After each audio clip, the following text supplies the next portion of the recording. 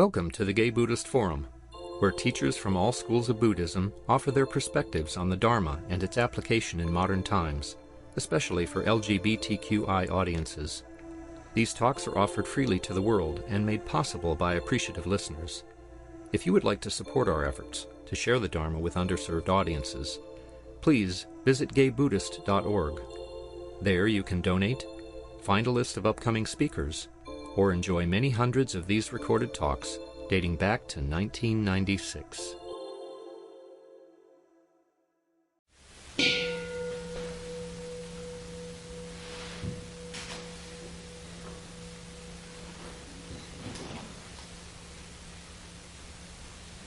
Okay, let's introduce ourselves. My name is Henry. My name is Christian. Owen. Mark. Matthew. Jeff. Steve. Andrea. Jerry. Alma. Juan. Sean. Bob. Jeff. I'm Richard. Jack. My name is Cass. Susan. David.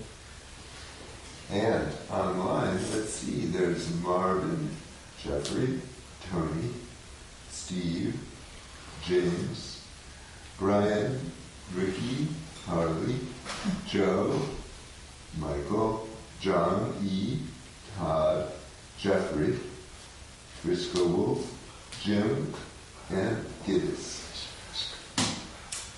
So, it's my pleasure to introduce to you our speaker who has come from the southern part of the state to us today and is here with us. Ian Challis is a student and teacher in the Insight tradition of Buddhism. He is a teacher, founding member, and past guiding teacher of Insight Community of the Desert in Palm Springs. Aya Kema, Lee Brasington, Narayan Levinson, Larry Yang, and Ariana Weissman are key teachers who have inspired and illuminated his practice. Serving queer community is a passion. 2025 marks his co-teaching of the 9th annual queer retreat at Dhamma Dana Retreat Center with Leslie Booker. He is also a qualified teacher of mindfulness-based stress reduction, a graduate of Spirit Rock's Community Dharma Leader Teacher Training, and was formally invited by Ariana Weissman to teach in the lineage of Uba King and Ruth Dennison.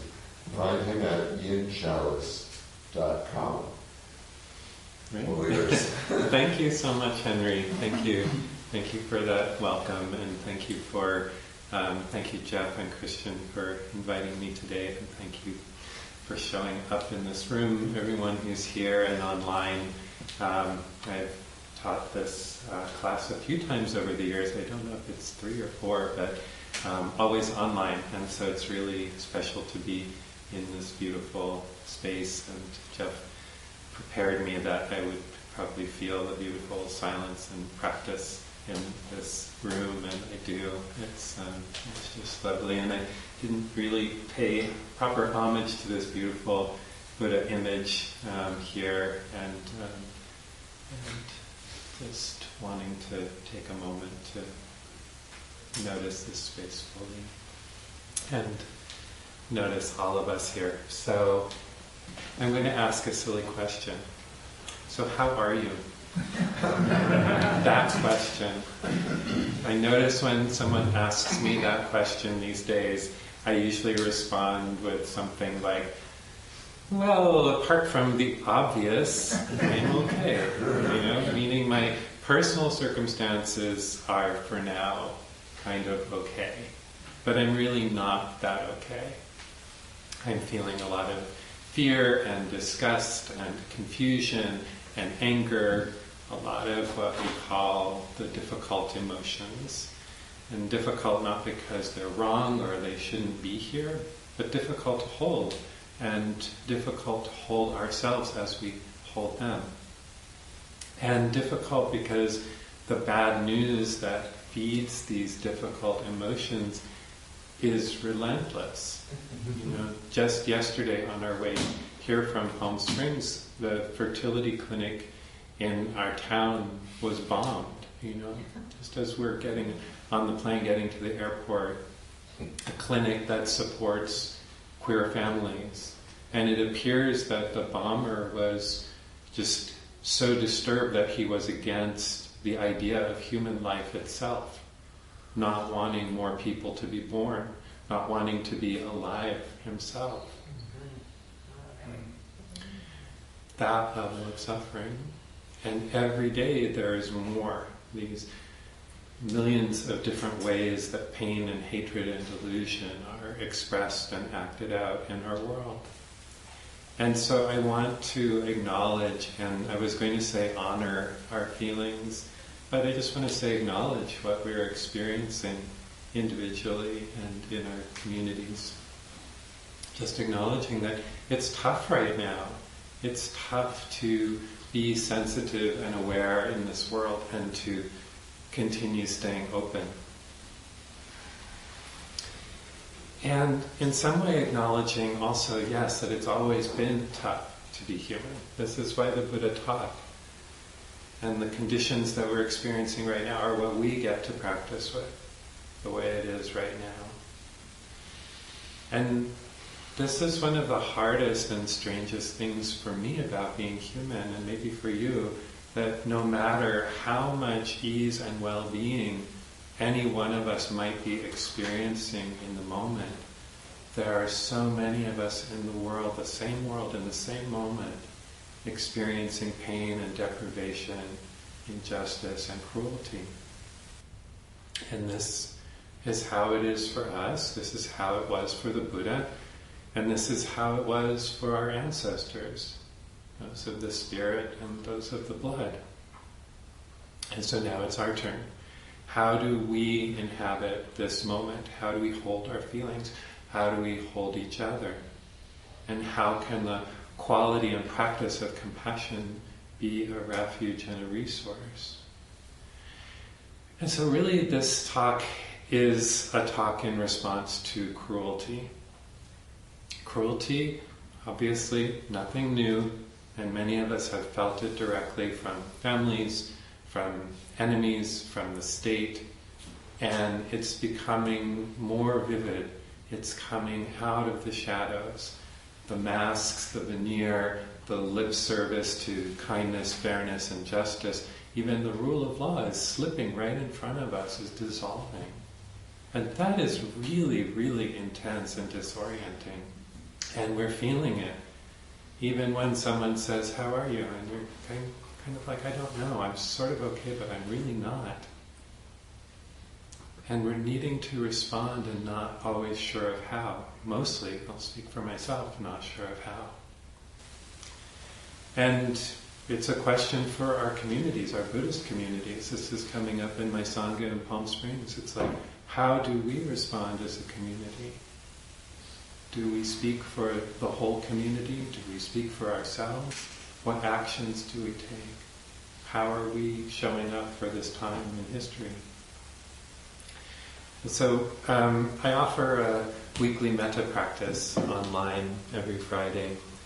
And a few weeks ago, as I came into the practice, I was feeling sort of extra disheartened, especially about Kilmar Abrego Garcia, the Maryland father, and Andre Hernandez Romero, the gay makeup artist, who have been disappeared to CICAT. And of course, their families, and of course, all of the people that their names represent.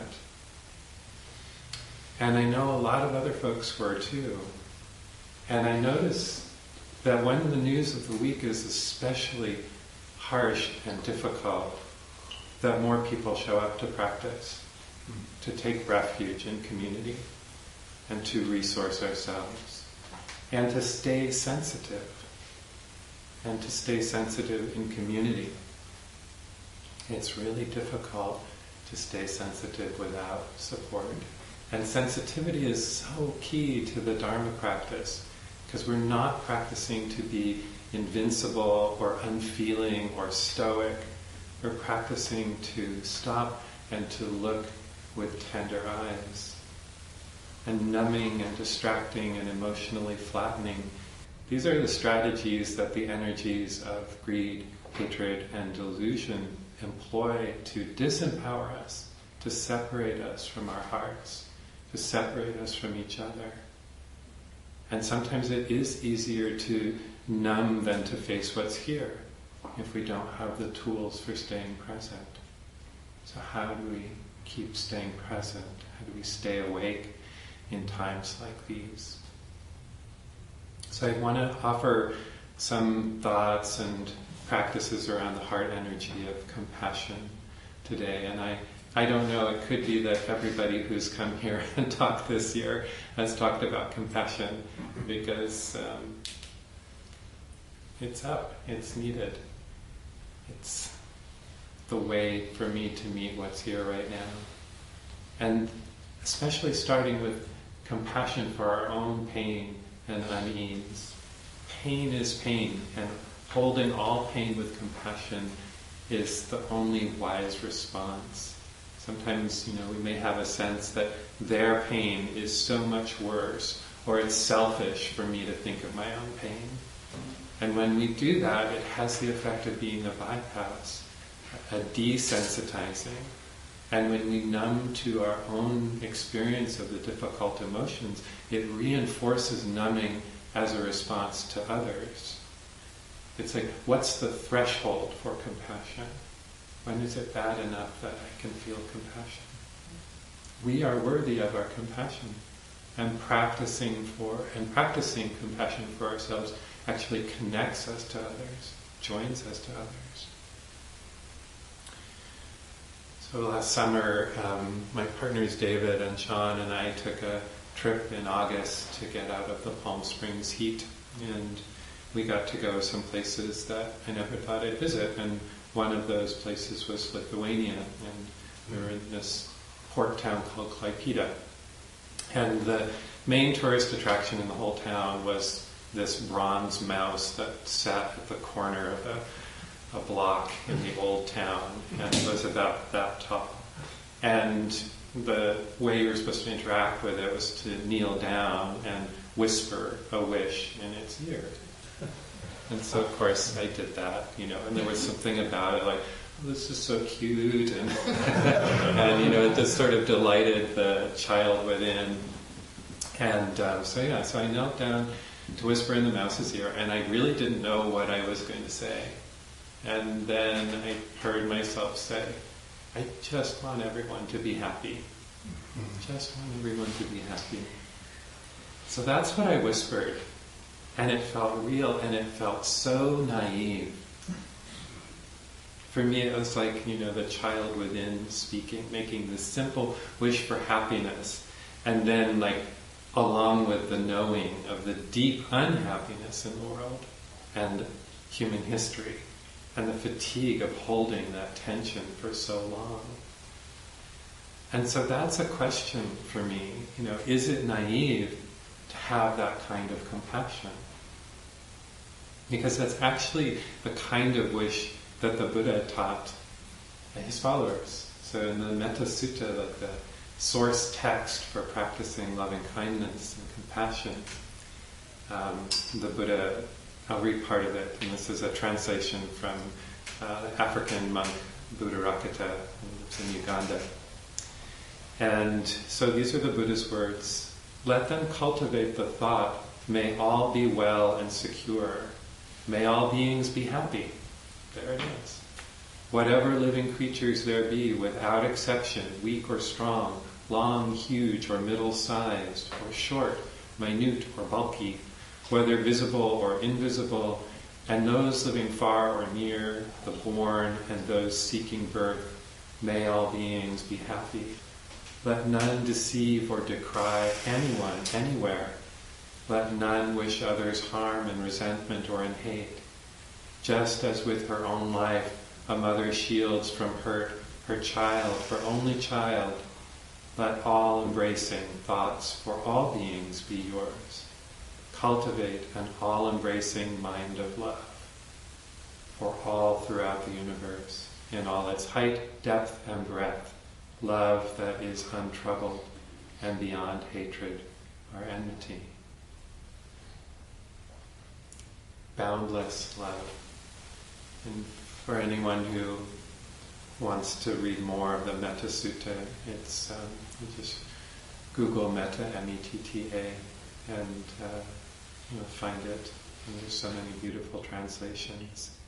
But it's right there in the text. That wish, may all beings be happy. Easier said than accomplished. So what is the response to cruelty? How does my Dharma practice hold the heart that at its core is saying, I want everyone to be happy with the realities of what we're witnessing every day? And so at that metta practice that day, and pretty much every week this year, I've been bringing in compassion. Because in the scheme of the Brahma-viharas, these divine abidings of the heart, compassion, karuna, sits directly opposite of cruelty. If cruelty takes joy in the misfortune of others, and particularly those we don't like, then compassion or karuna acknowledges the pain and misfortune of others and ourselves with caring and with tenderness. It's the energy of the heart that witnesses and cares and responds with appropriate action. So I want to spend a little time thinking about this energy, this form of love that takes the form of caring. So when I facilitate or teach metta classes, I often describe the four Brahma-viharas like this. There's metta, this sort of beautiful, boundless, pure, unconditioned love. And when that heart, when a heart that's filled with that kind of love experiences or meets difficulty or suffering in the world, it manifests as karuna, as compassion. And when it encounters joy or happiness in the world, it manifests as appreciative joy, joy that there is joy. May that joy continue. And then these three energies are, to me, woven on a substrate of equanimity, which is the fourth Brahma-vihara, which is the balancing aspect of love, the mature aspect of love, the love that can hold the pains and sorrows, the love that doesn't fall to one side or the other, but is able to keep sailing on. It's the love that isn't attached to outcomes, but responds to this moment right here. And it's interesting to notice your own relationship to the word compassion. Does that word work for you? Or does another word work better? Depending on our life experiences and perhaps sensitivity to hypocrisy in our lives, the word compassion might be rich and full, or it might be hollow and overused and empty. And in English, I'm sure you know, compassion has the sense of suffering with a kind of resonance that's born of empathy, really witnessing. And it's helpful for me to think, when I think of suffering with, to think of bearing with, being with, holding, present. And in the Buddhist teachings, there are two words that get defined or translated as compassion. One is karuna, and that's like meditative compassion that we feel in our practice, that we feel in our prayers. And the other is anukampa, which has the sense of resonating, trembling, quivering, quickening, and it's expressed in action. And I like that way of feeling into compassion, the quickening of the heart, the quivering of the heart. And for me, I really like to simplify it further and just use the word caring. Caring for the experience of others, caring for the environment, caring for the world, caring for myself and my own experience, because caring encompasses both thought and action, karuna and anukampa. And so a heart that's in the process of awakening is the foundation of spiritual practice. And the energy of caring and compassion is essential to that awakening process. And it's possible to be attracted to meditation as an escape. I think that's how it started for me, or a way of actually repressing strong feelings. And if that's happening for us, that's okay. Because eventually maybe we'll see that, and we can have compassion for that need to learn how to hold what's difficult, that need for relief, that need for protection. This is practice that we're doing, not perfection.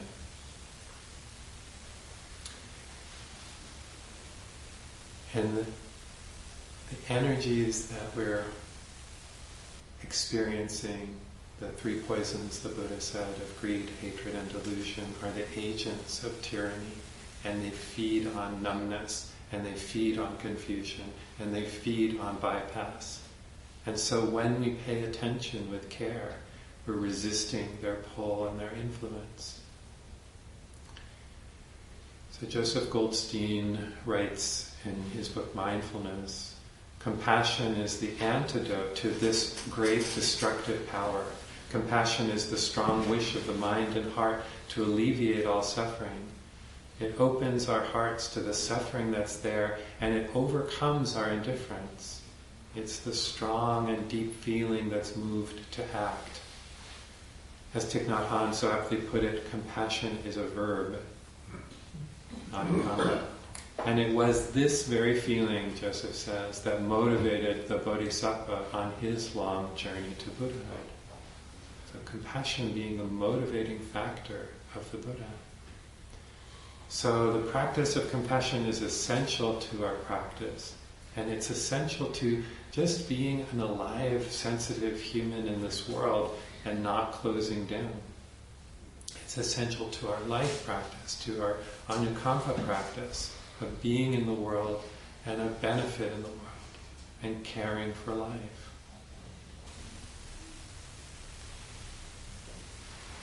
And the Eightfold Path asks us to be compassionate in our thinking and compassionate in our actions, to cause as little harm as possible and to alleviate the effects of harm and protect against them as we're able to approach life from a base of non-harming, non-ill will, letting go, or said positively, kindness, compassion, renunciation.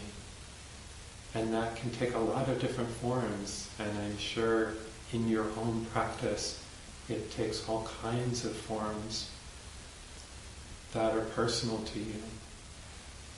You know, practice like offering metta and karuna to all beings as an energy of the heart, or in prayer, if that resonates for you. Or showing up to protests, which is compassion in action, because you let those most targeted see that you care. And you join with others so that you and they do not feel alone. And we signal to those causing harm that their actions are seen and known and resisted. And it can be quite local and personal, like caring for a neighbor who needs help, getting around town or to doctor's appointments, or just needs someone to talk to. Yeah, so I mean, you know, the response might be taking that bodhisattva vow, or it might be, and I think, you know, really thinking about people in peril and pain, and giving money or support, or calling our congresspeople, or doing whatever that we can to support. Compassion in action doesn't have to look a certain way. Like there's, you know, the image of Kuan Yin and Avalokiteshvara with 1,000 arms, you know, with an eye in each hand, and sometimes an object of support or help in each hand, because the response of compassion takes as many forms as there are pain and people. And you might intentionally sit with, bear with, as a practice, the pain of another or a community, and really feel that wish. May you be free from this pain. May you be free from this suffering. Like actually spend 10 or 15 minutes like tuning into a place where you know there's pain and suffering and that your heart is called to, and letting that feeling be felt and letting it grow for a while, and then letting the words drop, letting the phrases drop, and allowing that intention for anukampa, compassion and action, to arise from the heart. And who knows how that will look, who knows what that will be. But seeing what might come up, what might be ready to arise, creating a seedbed for that appropriate, caring response that I can take in this moment, and then doing it.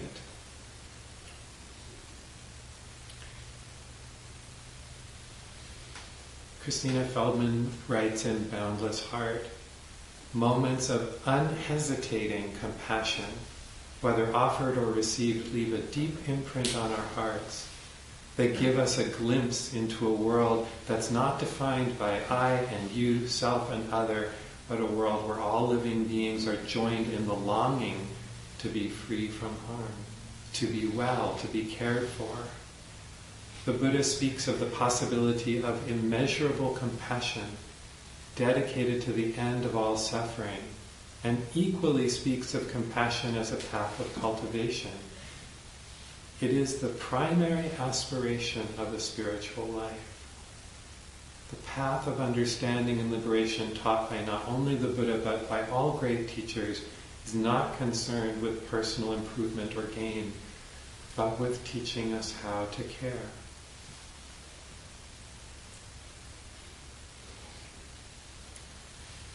And so shifting gears a little right now, what about having compassion for those who don't seem to merit compassion? And it seems like there are a lot of people who don't seem to merit it. So the Dalai Lama tells the story of a Tibetan monk who was imprisoned by the Chinese government and abused and tortured for many years and finally released. And he shared with the Dalai Lama the story of those years of pain and torment. And the Dalai Lama asked him, was there ever a moment when you felt your life was truly in danger? And he replied, the most dangerous moments were when I felt myself beginning to lose compassion for my jailers. Mm-hmm. That monk valued his capacity for compassion in the same way that he valued his life. It's so inspiring and so hard to imagine that level of practice that makes that possible. I can't imagine how I would feel if I were unjustly imprisoned for even a day. I have trouble being compassionate for people who cut me off in traffic. I had trouble being compassionate for the people in front of me on the airplane yesterday, and people who aren't even directly harming me, and people whose views I think are harming others. I have a friend that I've known for about 12 years, and I used to experience her as a really kind, loving person, or at least that's what I thought. Someone who seemed to have a fine sense of ethics, compassion for animals and people, a love of community, a gentle spirit, a spiritual seeker, very sincere seeming. And we've lost a bit of touch over the years, but not completely. And now I see things that she posts on social media that are so uncompassionate and even cruel. Expressions of non-caring that just kind of take my breath away. Like, what? How can you possibly think that? And how can you possibly post that? And you may have people like this in your life. And I've been thinking about how I want to respond, or even if I do want to respond. And for months I, just kind of felt this anger. It's not like she's posting every day, but, just like a couple of posts that were like, oh my God. And wondering, what I wanted to do, if I wanted to do anything. And I felt like I wanted to lecture her, or I wanted her to feel the impact of her views, or I wanted to find some dramatic way of cutting her out of my life in a way that would hurt. The motivation being more punishing than loving, definitely not compassionate. And the anger is about compassion on some level. When we see someone inflicting harm or cheering on others inflicting harm, or even complacent as they witness harm, anger is going to show up. Anger alerts us to injustice, to unethical behavior, to harms being done. And we feel compassion for the victims. That's the easy part. And it's really, really hard to feel compassion for those causing or supporting harm. And ruminating on their harmful views and how they shouldn't have them can take a lot of our energy. Energy that could actually be used to actively support people who are directly experiencing harm. And so, in the case of my friend, if I didn't know this person, I might have just dismissed them as just another crazy. But because I did know this person and I had seen the good in them, I got really curious about it, and I really had to think about it. And when I really sat with it for a while and I saw my own ill will begin to lessen, and I began to see that as unhelpful, I felt something else arise. And that surprised me, because it was actually compassion for her, and specifically compassion for her lack of compassion. The worst thing for that monk in the Dalai Lama's story would be to lose his compassion, even while living through horrific circumstances. And here is my friend, living with a lot of privilege and seemingly tossing away her compassion as though it was nothing, like an old worn-out shoe.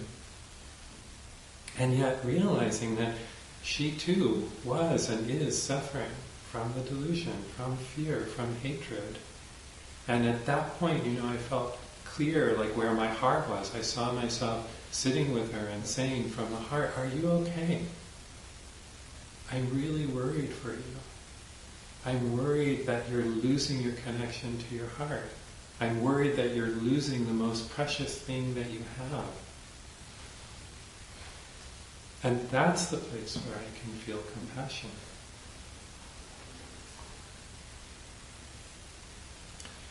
And so our practice of compassion is to hold all beings in the heart, aware that no one is outside of suffering and pain, and to water the seeds of caring in ourselves and others, and recognizing that this is the work of our lives, not just this week. We're going to be at this a very long time, depending on how you look at it, maybe many lifetimes, and not holding this alone, but in common with.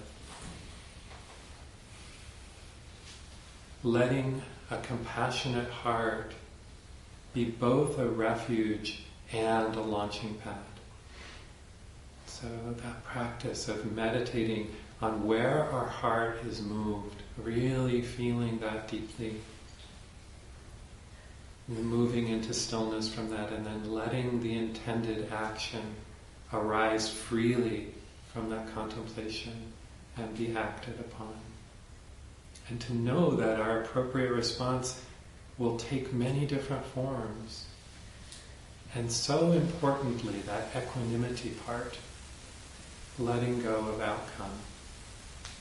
And this is where the vow of the Bodhisattvas can be such a support. Sentient beings are numberless. I vow to save them all. Suffering is endless. I vow to put a stop to it.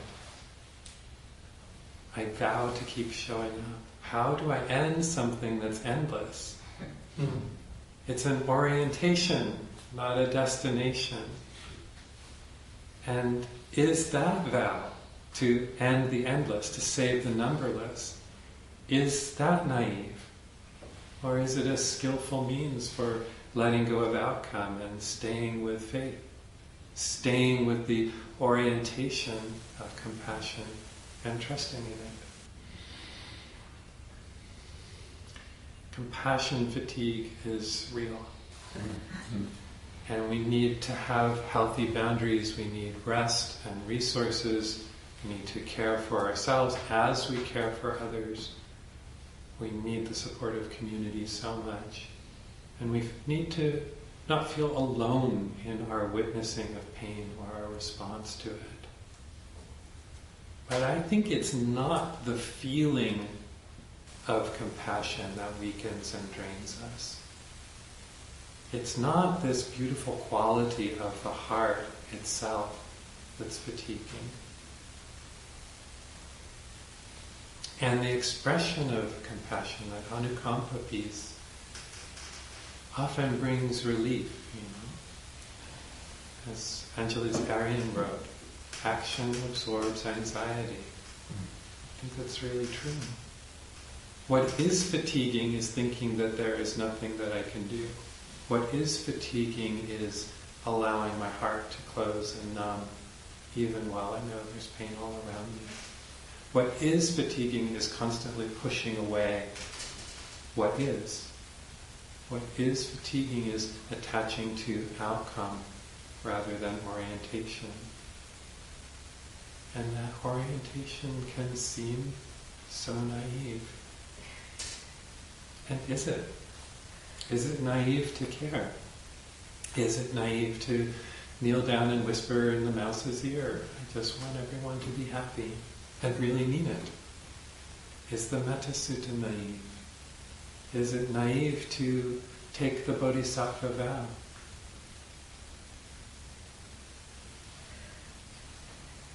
So when I was writing this, Sean, my partner, shared with me a TED Talk by Shia Bastida, who's a young Mexican, Chilean, indigenous woman who's a climate activist and leader. And it's a beautiful talk. And she spoke about the world that she imagines for the future and what it is that keeps her moving forward. A world that is balanced and healthy and connected. And she closed her talk by saying, I've been called naive many, many, many times. And I think the naivety is to keep going in the way that we are and think we'll be okay. So that's our invitation, to never stop imagining a future that is filled with justice and care and love. Never letting go of that orientation.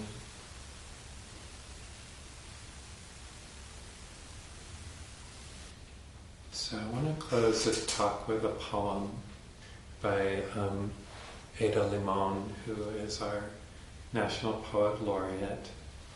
And it's called Outside Oklahoma We See Boston. Big blue horizon wakes me from a car catnap, and the boys tell me about Boston, the bombs. Soft edges of sleep turn sharp and point inward to the terrified heart. Out the window, ancient horses and trees bent over like the wisest crones. Under the overpass, a flittering swarm of mud swallows have built careful nests with prairie clay. How do they do it? Demand the sweet continuance of birth and flight in a place so utterly reckless. How masterful and mad is hope.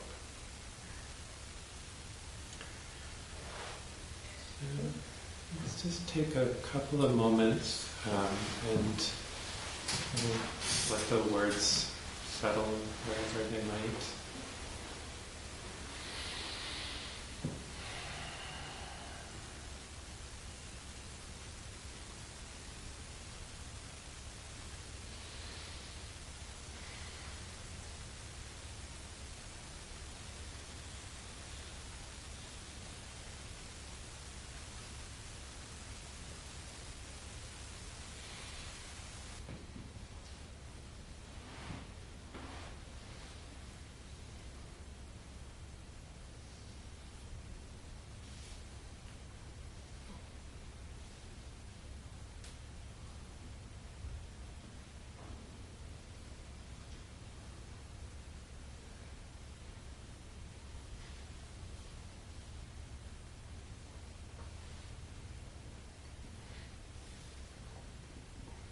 Okay, thank you. Again, thank you for your kind attention and practice. And now is the best part when we can open the floor and hear from you thoughts, ideas, how you practice with compassion. And I know there's a lot of people in the room who do, and online.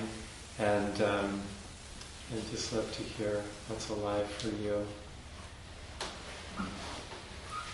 Yeah, please. Thank you, Ian. When you were talking about that monk who was in prison, and then turning that towards how do we practice for those we don't feel, compassion towards maybe. I'm reminded of the movie with Robin Williams and Cuba Gooding Jr., What Dreams May Come, I think is the name of it, where he makes a conscious decision to descend into hell to try and recover his wife's lost soul, And what he finds is that she's disoriented, she's deluded, she's lost in her mind. She doesn't know she's there.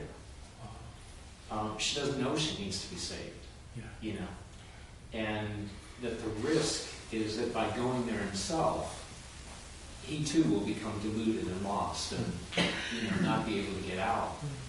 And it's sort of an allegory for you can't take on the same mindset as the people that you're countering, because then you too will become just like them. And that's kind of what I took away from your talk on that subject. Like we can't counter greed, hatred, and delusion with more of the same, but thinking it's somehow on the opposite end of the spectrum and it'll all balance out, Right. It just won't. Absolutely. Thank you. What's your name? Tom. Tom, thank you, Tom. Yeah. Jeff? Thank you for a great talk. Brought up so many issues. One of them for me was I kept thinking about the bird of Dharma, and one is compassion and the other being wisdom. And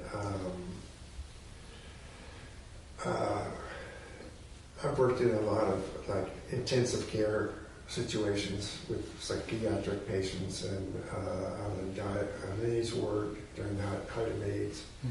And wisdom, sometimes I think compassion is fierce. Ramdas used to say, you can love someone and beat the shit out of them. You gotta love them, though. You gotta love them. Yeah, I'm not there yet. But somehow, sometimes maybe, it is, what we're facing now is just going to be, it seems to me, go to, as far as it can, this energy that we're facing until stopped. I don't know how to do that. I think a lot of us are just confused about it. But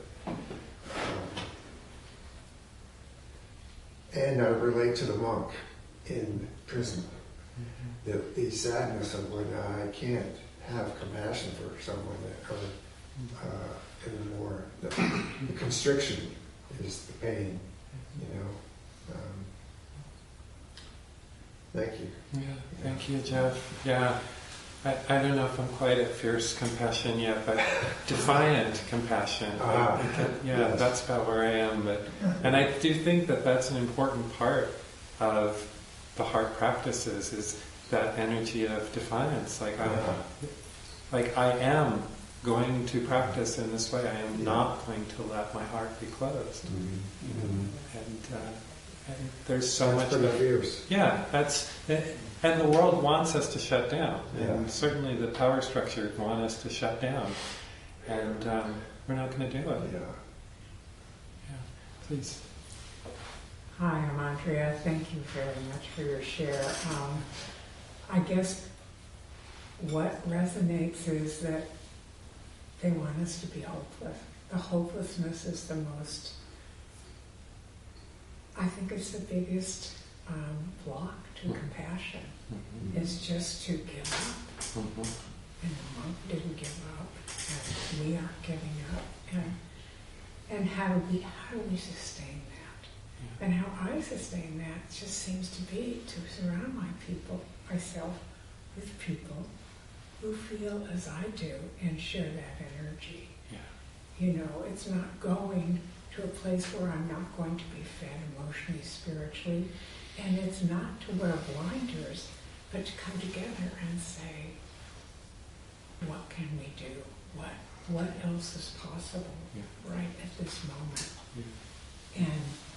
And I'm so glad you're with me. You know, because when my spark is big and yours is low, if I say, I'm so glad to see you here. You acknowledge another human being, and I think that's how hope stays alive, and compassion is possible. And if I could do it perfectly, I'd be up there. I'd like to see it. And thank you so much. It really was a wonderful talk. Thank you, Andrea. Thank you. Yeah. This is the refuge of Sangha. Thank you, Ian. I wanted to also acknowledge or add my own experience of dismay. I was at the Women's Building this week, and they're having a fundraiser because they've lost most of their funding that came from the federal government, had to close down their support for migrants. And I was talking with the door person who was telling me about incidents where she had been denied service, like at a pharmacy, because of her appearance as a bush-looking woman. And those two things, just happened at that moment, and it sort of brought it home to me that this is happening, in my experience. And so, to me, being together, being in a sangha, that helps. We are in it, and we're in it together. Thank you.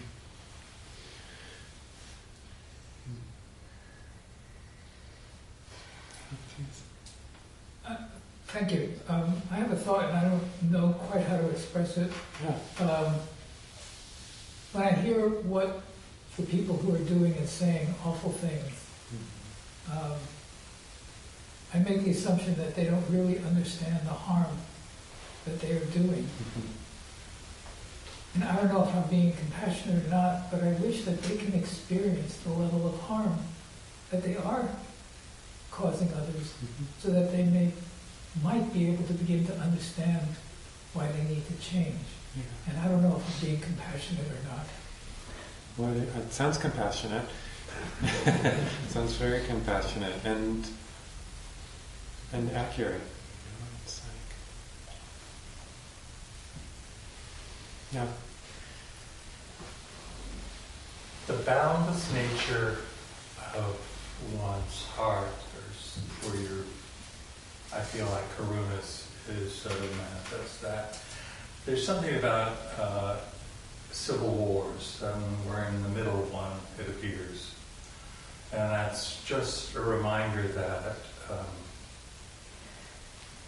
you never know when your own heart is open and you're willing to listen to even those who you do not agree with, that you may start the seed of their opening, and because there's a common ground of just being, that I can always be a doorway, whether I can practice this efficiently, but that, like the old phrase, a stranger's a friend I have not met.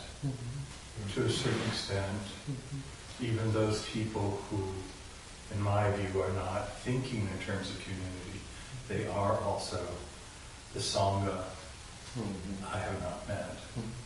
So the practice of having an open heart as well as an open willingness to reach out. The phrase of saying yes and an open hand seems to be, no matter how difficult this is, at this time, is important. But also and all the other things that we're talking about in terms of people who are being taken advantage of or abused, that we should always be alert to see where we can help give refuge. I hear kind of a bodhisattva vow there. Yeah. You know, like, may I be a doorway, you know, to those who are lost. Well, and this is our doorway for myself, right? I mean, it's because I'm feeling the same pain. They are suffering, but since I can hear the cries, I'm suffering too. So there's that aspect that I envision in terms of both practice and just of science. We're all living creatures, and so we all have a desire to live in, as the Buddha said, in happiness. So why not? Yeah. There's a poem, I think it's another Ada Limon poem, but it was here speaking and just kind of hearing one of the last lines, which is, and we were never meant to survive. Which, you know, it's like we take this life as so permanent, and I mean, may we all live long and happy lives, but it's like we're just here for a short time, doing what we can while we're here, and changing form, even in the process of that. And yet, to a certain extent, the whisperings of our stories that we told, people who live beyond our momentary place at this time, is important because that propels that sense. Yeah. Like the words of the Buddha, it's been propelled for 2,000 years. Right. So that it's important to continue the communication and the wisdom of each of our stories to who we meet. Yeah. Thank you. Can we have one last question or comment? Yeah, thank you. I think just something that's coming into my mind is I've heard before, like, anger is sort of a secondary emotion, and like usually fear is what's underneath it. But I think about it in both cases of sort of like someone who might be causing harm and someone who's responding to someone causing harm.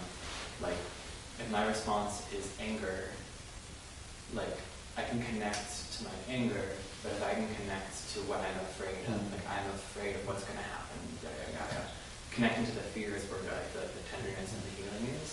But also on the side of, we're talking about other people who are doing things that we see as harmful, like, seeing their anger is maybe even a trap, but seeing their fear, like, that's, I think, where the connection, my fear and my response, and like their fear, the fear is the same. And that, I think, is how I can, like, get, like, it's hard for me to, like, get compassion through anger and through, like, why do you think this? Yeah. And then, but if I'm like, you're afraid, and I'm afraid, like, that is where I feel like I can really connect. Thank you. Thank you. Very true. Thank you all for your participation. Thank you, Ian. Thank you, Ian. Are there any announcements? I'm the host. Okay. So please stay. There are comestibles outside and tea, and so you can talk for about a half hour. Around 12:30, people gather to go out to lunch. Feel free to join whoever does gather. When you use a cup, there's teacups, just put them in the sink. I'll deal with them. And I'm going to be coming around with the Dana Bowl. Dana, of course, is the opportunity for generosity that helps supports this community as well as our speakers. So there's an honorarium for the speakers. There's rent for this as we witness this beautiful building. Larkin Street Youth Services, we do a monthly, or have done in the past, a monthly. Are about to resume. Sorry? We're about to resume. We're about to resume. And there we go.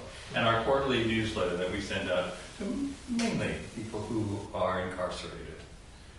There's a newcomer's sign-up sheet out on the credenza to the right as you leave. Please feel free to, if you're not on the list, to join. And that, actually, I think that's it. If I had a senior moment you want to add, go ahead. We also subsidize retreats and give scholarships to those in need. To piggyback on that, next week is our quarterly sending out of the newsletter to lots of incarcerated guys and unincarcerated people too. So it'll be good if this many people come. So we can make short work of that next week. Thank you. Thank you. Jared. And a reminder, next week is Carnival on Mission Street, so you may want to get here early to look for a parking place or take public transportation. Thank you. Ian, would you like to lead us in a dedication of it, or should we use our... I'd like to use yours. Okay. Well, let's gather.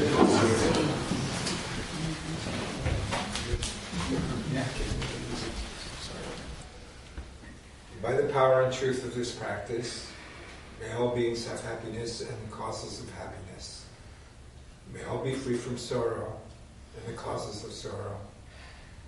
May all never be separated from the sacred happiness which is without sorrow. And may all live in equanimity without too much attachment or too much aversion, believing in the equality of all that lives.